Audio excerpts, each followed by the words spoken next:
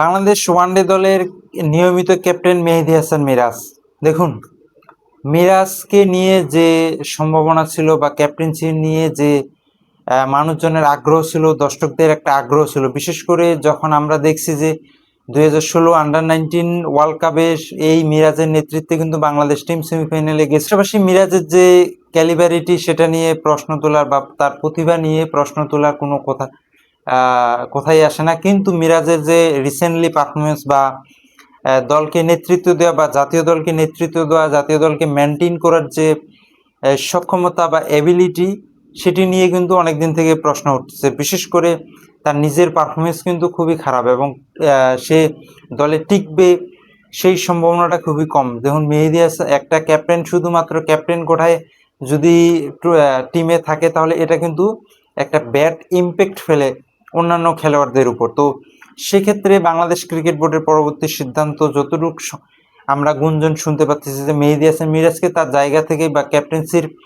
জায়গা থেকে সরিয়ে দেওয়া হতে পারে এবং নতুন কেউ হলে সেক্ষেত্রে খুব সম্ভাবনা রয়েছে নাজমুল হাসান শান্তকে আবারও সেই ওয়ানডে দলের ক্যাপ্টেন। শুধু এমনটাই না, এটা এমনও হইতে পারে যে মেহেদী হাসান মিরাজ কিন্তু বাংলাদেশ ওয়ানডে দলের স্কোয়াড থেকেও বাদ পড়ে যেতে পারে, কারণ তার যে রিসেন্টলি বিশেষ করে আপনার গত কয়েকটা সিরিজে তার যে পারফরমেন্স সেটি কিন্তু আপ টু দ্য মার্ক ছিল না।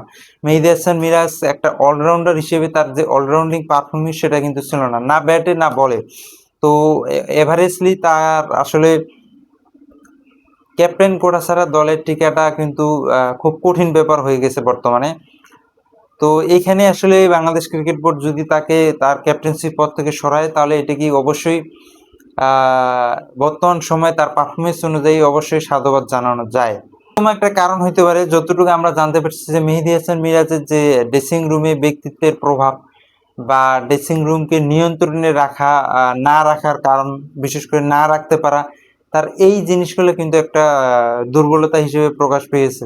পাশাপাশি প্রয়োজনের সময় সঠিক সিদ্ধান্ত, অর্থাৎ বোলিং চেঞ্জের ক্ষেত্রে বা কোন সময়ে কাকে বল লাগাবে বা নিজের কোঠা, অর্থাৎ নিজের যে কোটা রয়েছে যে 10 ওভারে সেটি সে পূরণ করতে চায় বারবার, ভালো বলারকে কাজে লাগানোর যে টেকনিক, সেগুলোর ক্ষেত্রে কিন্তু তার অনেক বেশি দুর্বলতা রয়েছে। তো যেহেতু আমরা আগামী বছর ওয়ানডে ওয়ার্ল্ড কাপ অনুষ্ঠিত হবে, সেক্ষেত্রে আমাদের সেরকম একজন ক্যাপ্টেন প্রয়োজন যার বিচক্ষণতা থাকবে, যার দল পরিচালনা অনেক সুন্দর হবে, যে দলকে সুন্দরভাবে মেনটেন করতে পারবে। তো সেক্ষেত্রে মেহেদী হাসান মিরাজ কিন্তু বর্তমান সময়ে অনেকটাই পিছিয়ে রয়েছে। আর আমরা যদি নাজমুল হাসান শান্তর বিষয়টি দেখি বা তাকে যেভাবে ক্যাপ্টেন্সি থেকে বাদ দেওয়া হয়েছে, সেটি কিন্তু বিনা কারণেই বাদ দেওয়া হয়েছিল ওই সময় এবং এখানে একটা ক্লাস তৈরি করা হয়েছিল প্রায়।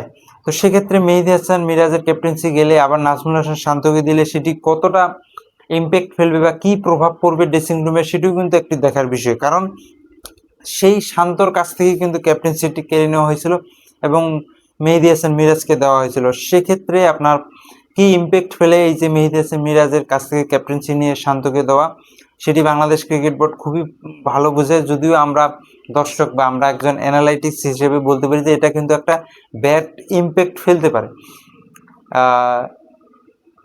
পারে এই কারণে যদি তারা একই সময় স্কোয়াডে থাকে বা একাদশে থাকে। তো সেক্ষেত্রে কি হবে সেটা বাংলাদেশ ক্রিকেট বোর্ডের সিদ্ধান্ত। যদিও আমরা আসলে ফ্যান বা অ্যানালাইটিক্স হিসেবে আলোচনা করতে পারি জাস্ট, তো ডিসিশন হচ্ছে বাংলাদেশ ক্রিকেট বোর্ডের। তো এই হচ্ছে বিষয়, যদি মিরাজকে চেঞ্জ করা হয় তাহলে আমার মনে হয় যে এই মুহূর্তে তাকে ক্যাপ্টেন্সি থেকে বাদ দিয়ে 2027 ওয়ার্ল্ড কাপ যেহেতু মাত্র 1 বছরের ব্যবধানে অনুষ্ঠিত হবে, সেক্ষেত্রে যাকে ক্যাপ্টেন্সি দেওয়া হবে তাকে যেন সেটা মাথায় রেখে দেওয়া হয়, অর্থাৎ 2027 ওয়ার্ল্ড কাপ মাথায় রেখে দেওয়া হয় এবং সেখানে তাকে পূর্ণাঙ্গ স্বাধীনতা বা তার স্কোয়াড তৈরি করার ক্ষেত্রে যেন গুরুত্বপূর্ণ ভূমিকা থাকে ক্যাপ্টেন্সির এবং ড্রেসিং রুম নিয়ন্ত্রণ এবং খেলোয়াড়দের উজ্জীবিত করা, যেরকমটা আমরা ক্যাপ্টেন ফ্যান্টাস্টিক মাস্টার বিপিন মুর্তজার মাধ্যমে দেখেছিলাম। তো সেরকম একটা প্রত্যাশা এবং ওয়ানডে ফরম্যাটে বাংলাদেশ বরাবর অনেক ভালো খেলে, সেক্ষেত্রে বাংলাদেশের প্রত্যাশাটাও বেশি থাকে ওয়ানডে ওয়ার্ল্ড কাপে। তো সেইটা অনেক বেশি আশা থাকবে বাংলাদেশের এবং সেক্ষেত্রে পাশাপাশি 2027 এশিয়া কাপ রয়েছে, তো সেটাকেও মাথায় রাখতে হবে। সেখান থেকে আসলে যেই সিদ্ধান্তটা বাংলাদেশ ক্রিকেট বোর্ড নেবে সেটাকে আমরা অ্যাকসেপ্ট করব। তো সেই অপেক্ষায় রইলাম যে আসলে অফিসিয়াল সিদ্ধান্ত কী আসে, সে পর্যন্ত আমরা সবাই অপেক্ষা করি।